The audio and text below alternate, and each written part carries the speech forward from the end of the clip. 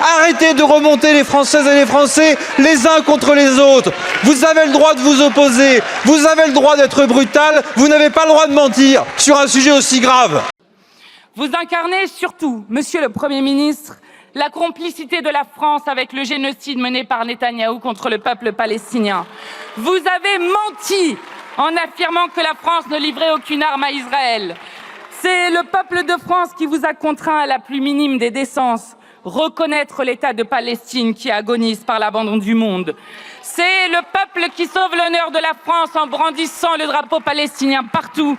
C'est le peuple lui-même qui est parti prendre la mer pour briser le blocus illégal de Gaza. Madame la présidente Panot, votre énergie est bien connue ici et comme avait dit Michel Barnier, j'ai du respect pour vous et je vous le redis.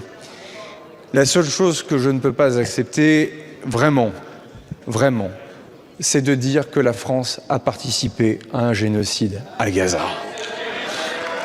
Pas une arme française n'est allée à la destination de Tsahal. Je ne cesse de le répéter depuis 3 ans et vous maintenez ce mensonge. Jamais vous ne faites état de l'action des forces armées lorsqu'elles ont distribué des vivres, des denrées alimentaires, des médicaments aux populations à Gaza. Jamais vous ne faites référence à ce que l'armée française a fait à El Arish, avec notamment ce bateau hôpital, le Dixmude. Jamais vous ne parlez de l'engagement des forces armées dans la Finule, à la frontière, avec notamment des soldats qui ont été blessés.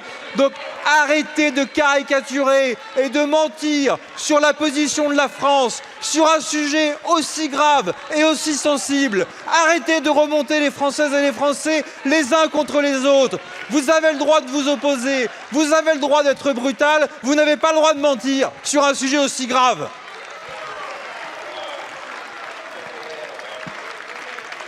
C'est une question de dignité.